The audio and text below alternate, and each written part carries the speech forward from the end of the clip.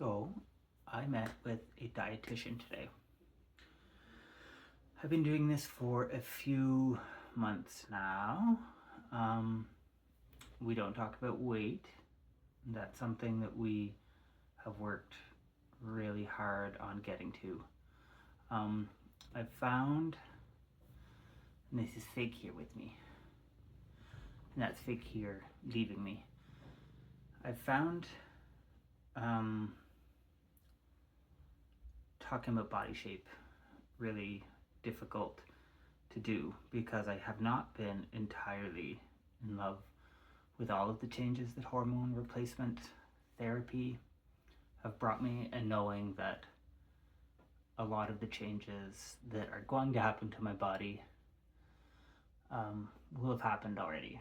And so what we talk about more is just how I can be healthy about eating. I mean, I have a lot of things like acid reflux that come up, so we just talk about how I can be mindful of eating. And because what can happen to me, because I'm not happy entirely with all of the changes, is that I can look at how I eat as a way to kind of manipulate the way that my body looks.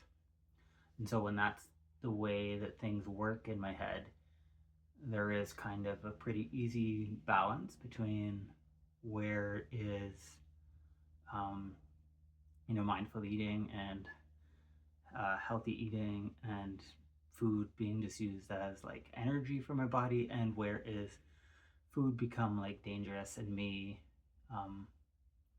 wanting to withhold food so that my body can look different because hormone replacement hasn't done that for me. And one of the reasons that this is why I'm doing this is because access to a lot of surgeries for trans people is just not accessible. Like, who has access to tens of thousands of dollars for surgeries? I've had facial feminization surgery, and that was really helpful for me, but beyond that, it is so expensive to get surgery, and I was lucky to be able to put together financing to be able to do that.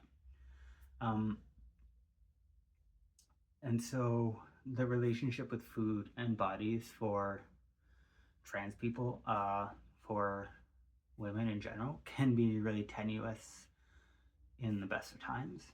And so I just wanted to share a little bit of that relationship and talk about how there needs to be kind of constant awareness. And it's really hard to talk about how difficult it is because it is a subject that's not, or it's a subject that I have a lot of difficulty talking about because I feel scared to talk about it publicly. It's really hard to talk about how difficult it is to want my body to look different, but also want to love my body and the things that it does for me. And knowing that how I treat food is one of the avenues that I have for being able to change the way my body looks. So I did just want to come on and talk about that today as I saw my dietitian, and as we talked about ways that I can continue to have that relationship with food around days like the holidays, where I love cookies, I love treats, and I don't want to take those things away from myself, and I don't want to be angry at myself when I've had treats after a period like Christmas.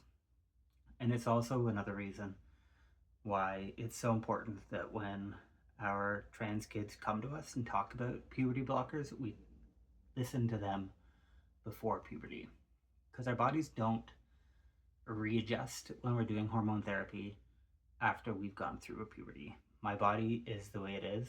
My bones have shifted the way they've shifted. My body is adjusted the way it's adjusted. And so when our kids come to us, needing us at the time they need us for things like puberty blockers, we need to be listening then. We don't need to be listening 15 years later, the way that governments think somehow we need to be listening to them. We're not mutilating bodies, we're supporting our kids. This is what we're doing whenever we listen to them when they need us to listen. And I know that that may seem like a tenuous attachment, but it's not. They're really all kind of come together. And so I just wanted to share that little bit today. And thank you for listening to me yet again.